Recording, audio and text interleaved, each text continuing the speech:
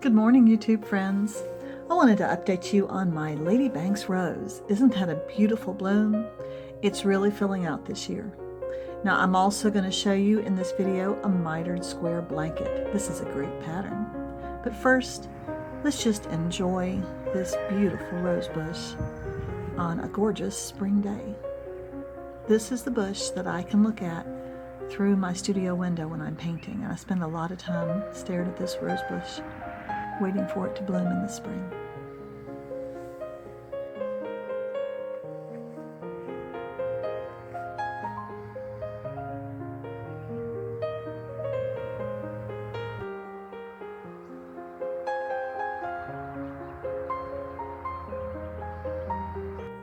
This is the beginning of a Mitred Square Blanket. These are squares that are individual that you attach to each other in long rows and make a wonderful blanket. Okay, I'm going to try to talk about this little knitting pattern that I'm so excited about. This is called a Mitred Square Blanket. And I first heard about this on a lovely YouTube channel. This is Kate Jackson's YouTube channel, which is The Last Homely House, and she is making one of these blankets, and she got the pattern, and I'll try to link up there to Kate's channel and the right episode. And she got it from a website called The Knitting Squirrel, and I'll put that in the description, okay? But this is what this looks like. Now, I'm just starting out, and I wanted to do it early before it's this monstrosity on the table that you can't see anything, okay? This is my first square that I did, and I am using size 8 circular needles. She recommends a size 3. That would give you nice teeny little squares, but man, I don't want to work that long on this. And I get tired of working with teeny little needles, and a size 8, honestly, that's kind of small for me. So this will be just great. And I like, this is 1, 2, 3, 4. This is about a 5-inch square, 5 by 5. Okay. Now, how this pattern works is I cast on 48 stitches. These 24 stitches and these 24 stitches, they were all one cast on my needles, okay?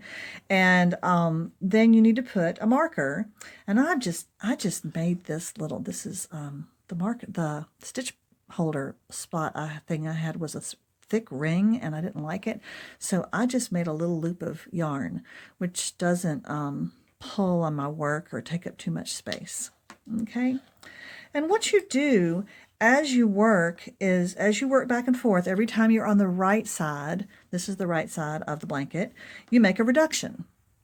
You do knit 2 together right before the marker and right after the marker. And what that does is it gradually pulls your work in. And so this started out as a straight line of stitches going this way, and gradually as it reduces, it pulls it in, and then you work your way up to the top and you get a square. Okay, now the lovely thing about this blanket is you don't have to stitch the squares together afterward, which is a pain in the neck, as we all know. You actually, when you get to the top corner up here where you finish your first square, you get to your last 2 stitches. You knit those together with your new color, and here I chose a creamy white, and then you pick up stitches in the new color along this right side edge up here. And then you start your next square. So my next square is going to be right up here, okay?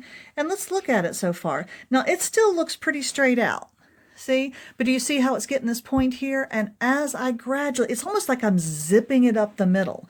As I gradually reduce, it's going to pull this together till the next square is going to look like this, okay? This is really the bottom edge, and then this is the side edge over here. 24 stitches. And so when I picked up these stitches, I picked up these 24, and then I cast on an additional 24, leaving my little marker right here, and you can see it. See where it is right there? And so then as I work this square, I just reduce on the right side only, not on the back side. I reduce, like when I go back this next time, I'll knit these 2 little stitches together on this side of the marker, and I'll knit those little 2 stitches together. And you know what I love about this pattern? There is no purling.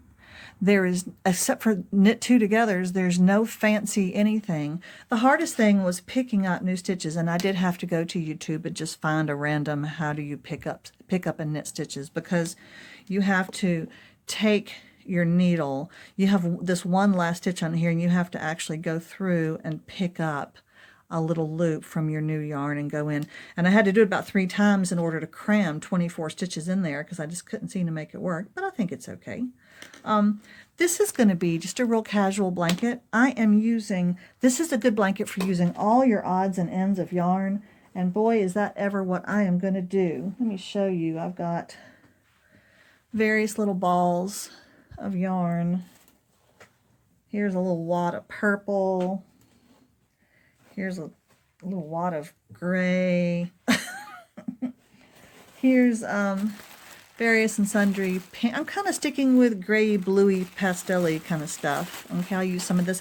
This is all really soft. This is all of it is kind of like Simply Soft, which is a worsted weight yarn, but it's not very thick. And like here's some more gray. This was I think a baby yarn. I think it's this. I was going to use this too. Snuggly Wuggly Loops and Threads. Yeah, see, this is a lightweight 3. So a little bit slimmer than your average 4. And then I have some off-white, and I have some more of this. This is Simply Soft, kind of a peachy pinky. All of this will be great in this blanket, and believe me, I'm just like you. If I run out, if this isn't enough, I've got more in all of my various and sundry drawers in here. This is really this is a stash buster pattern. So if you need one of those, and so I'm just going to keep on going up, and then I'll turn and come back down, and I'm sure her pattern will tell me, you know, exactly how to do that when I need to.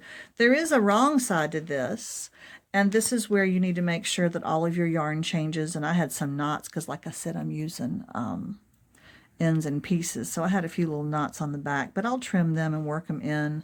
And hopefully there won't be too many ends. You can even knit the ends into your work if you don't want to have to thread them in later.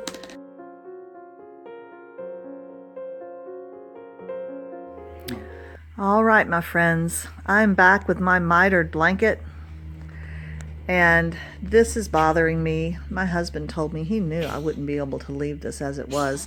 You can see the miter has been going this way on every square, okay, from bottom left to top right. And somehow when I got into this next square, I got my extra stitches this way. Anyway, my first reduction is going to be here, which means that this mitered angle would be going the opposite direction, and I don't want that. I'm sure I could come up with a cute little pattern where that would look normal, but I don't want to do that. So I'm going to pull this out, figure out what I did wrong, so that this next time, every time I start a new square, I will know exactly what I'm doing. So don't make the mistake that I made. Well, I figured out what I did wrong. I pulled out everything down to just the pickup stitches. Almost said pickup sticks. Pickup stitches. So these are the pickup stitches. And what I did wrong was, as soon as you pick up these stitches, you have to immediately cast on an additional 24 stitches. I didn't do that, and I was in La La Land somewhere, and so then I knitted back here, and then I think I added them on this end. So thankfully it wasn't a huge correction. I'm really glad. And now I'll have my 24 stitches here, which means the middle of it will be here with my stitch marker, and that means that my reduction happens from here, and it'll be going in the right direction. So I think I fixed that. All right, let's see if I can keep from error.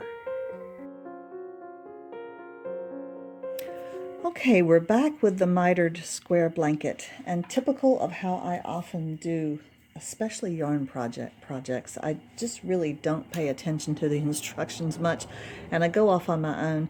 And you see I've knitted this long, almost looks like the world's ugliest scarf. I figured this would be about wide enough for like the top of a blanket.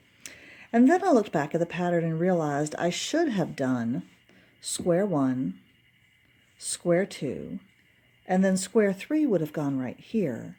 and square 4 would have gone here, and I would have had a quad to start off with. But I didn't do that. I just kept running this way because I was so excited to be able to get to the end of this decrease and pick up stitches and cast on 24 more that rotated up here and do this square. I just love doing that. So now I have to go back, and then now that I've finished this top edge, I have to go back and learn how to do what I should have done earlier, which is to do the square that goes here. Okay, and I've started that. I am casting on 24 stitches. And the 24 stitches that I'm casting on are going to be these 24 stitches. Okay, so they'll be on the needle here. Then I'm going to pick up 24 stitches going this way. Okay, and I will obviously do the reduction going this way. And so I'll be able to add that square next. And then you have to be able to put a square in the corner here. And I'm going to have to do that over and over again as I build up this piece. And you do that by having 24 stitches on here, pick it up here, and 24 stitches picked up here, and then reducing as you go and closing it up to this corner and doing that again and closing it up. So we will see how this goes. I was a little surprised at my silliness and ineptitude, but I think it is something that can be fixed.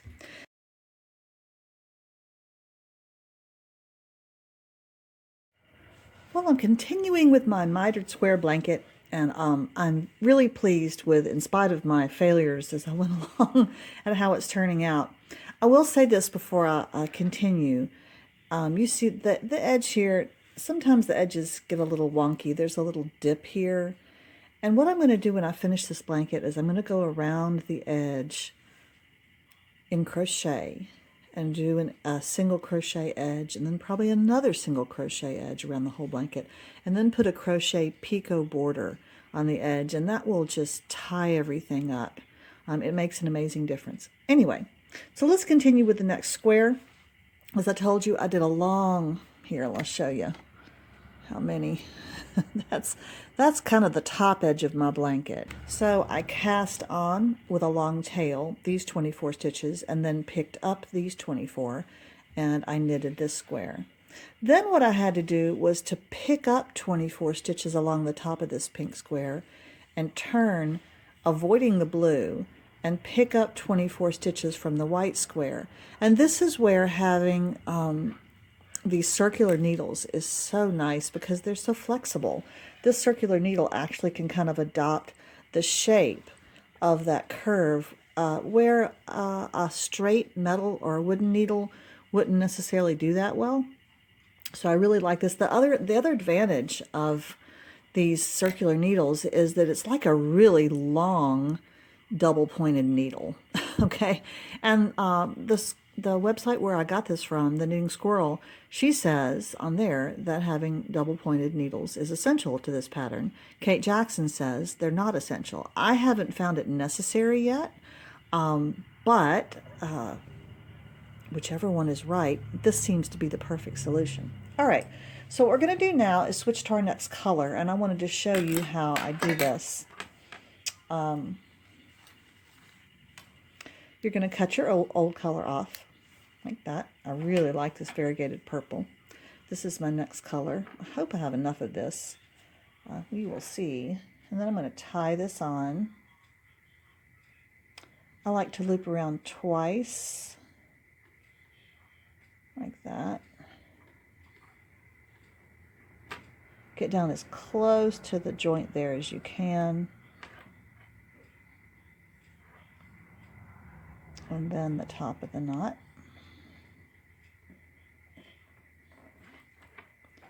Nice and strong. Cut off your tails. See, this is the thing. Look, I can just pull that through. I think they said to go ahead and knit the new color through these last two. So you knit together and pull that through. Okay. Okay. So now let's pick up these 24 stitches. Sometimes you kind of miscount and you have to go start again. But you want to look at your edge here and you can see the repetition of the stitch. And I'm going to kind of go into those valleys. You don't want to just pick up one yarn. It's really good to pick up two. Okay. Okay, so now that I'm picked up this first one, I'm going to go into my first little valley here. Make sure that I pick up two, go through two. This first one is kind of the trickiest one. It's a little different from the others. Okay, so there I've picked up a stitch. And now I'm going to, you see the pattern here? There's a little valley, and there's a little valley just before the knot here. And that's where I tend to go in and pull it back out. That seems to be the easiest way. Okay.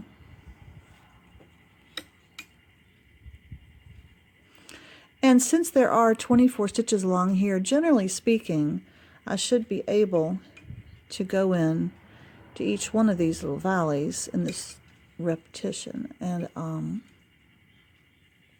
end up with 24 stitches. And if I get close to the end and I am missing one, then I can kind of swipe one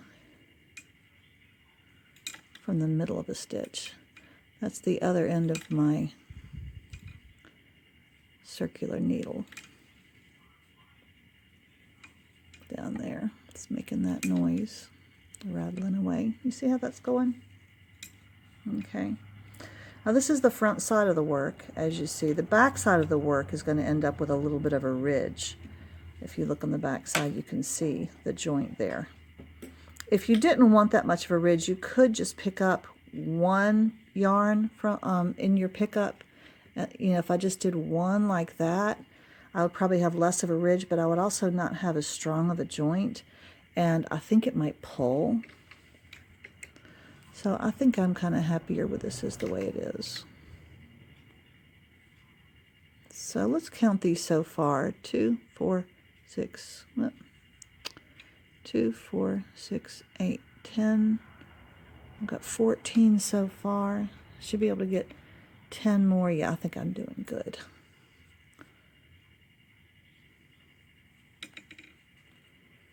Always better to go slowly and carefully than too fast. But picking up stitches in work, this is such a useful skill to have. I agree with Kate Jackson that I do not like complicated or fancy knitting. I have tried it. I can do it, but I find it frustrating. I just don't enjoy it. 2, 3, 4. I'm going to take a second and count this again because I'd rather count too often than too seldom. So there's my 24 that I've picked up on the edge of the blue. Now I have to pick up 24 on the out of the purple. Now I have to pick up 24 on the edge of the blue. Okay. And I will say that I say I don't like complicated knitting. This is the most complicated aspect of this blanket. After this, you don't want to pull, after this it's pretty easy. You don't want to catch the white at all. And you don't want to pull this. I guess I could, let me see, how would that work? If I pulled that all the way through, would it give me more ease? I think it would. Okay. I just want to avoid the white, and I need to get that blue tail underneath. Okay. Now this joint I want to be nice and tight.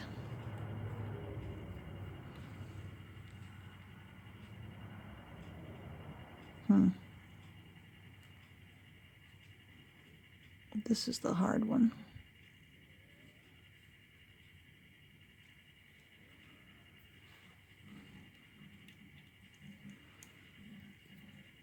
One.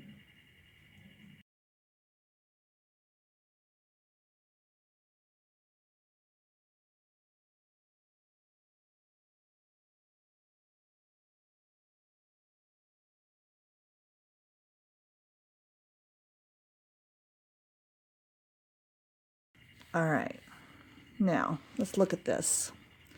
Pull this through.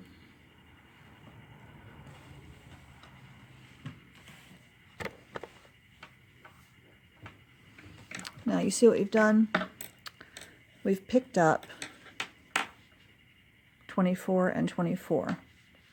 And now what we're going to do is we're going to start reducing. In other words, knitting two together. This is where the center is. And on this side of the center and on this side of the center, we're going to be reducing every other row only on the right side of the blanket.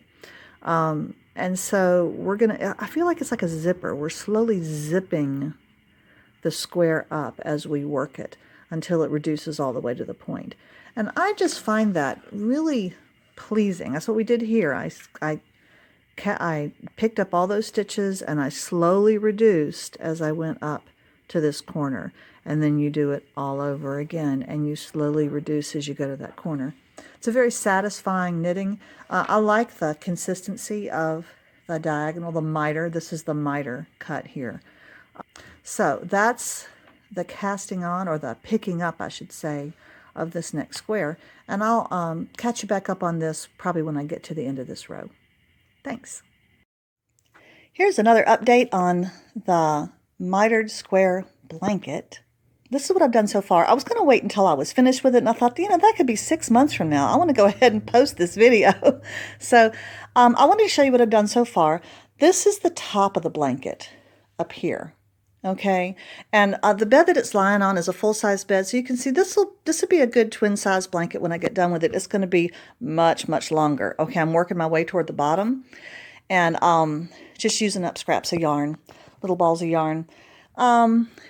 I'm trying to vary, like I've got this color here.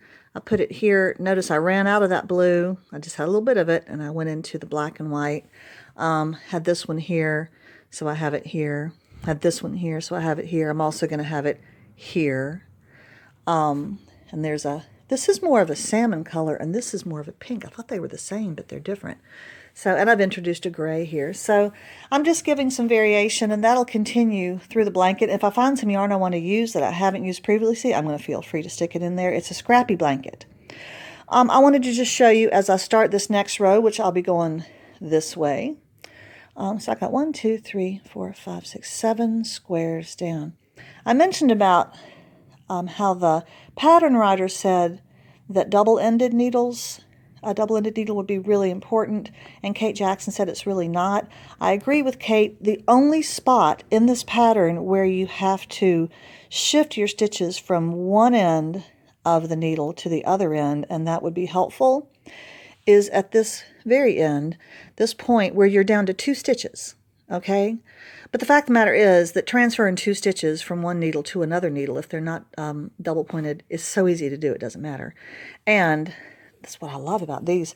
This has the length of regular long needles, but in effect, it is a double pointed needle because it has a point on this end and a point on this end. So it really serves both purposes. I would highly recommend the circular needles for this if you feel comfortable with them, which I do. All right, so that is the latest update. And maybe on a different video, I will share the final blanket when I get around to it, but I'm going to go ahead and post this. Thanks for hanging in there with me. Before we leave, I want to talk about this blanket. This is an As-We-Go Stripey Blanket that I found online.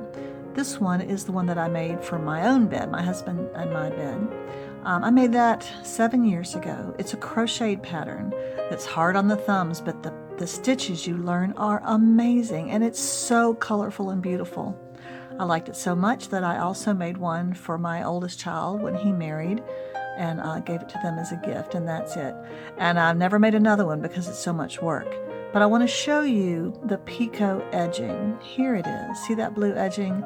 It's a neat little edging with a little bump along it. I love it, and that's what's going to go on my Mitred Square Blanket as well. Thanks for joining me for this pattern. I hope you give it a try. See you later.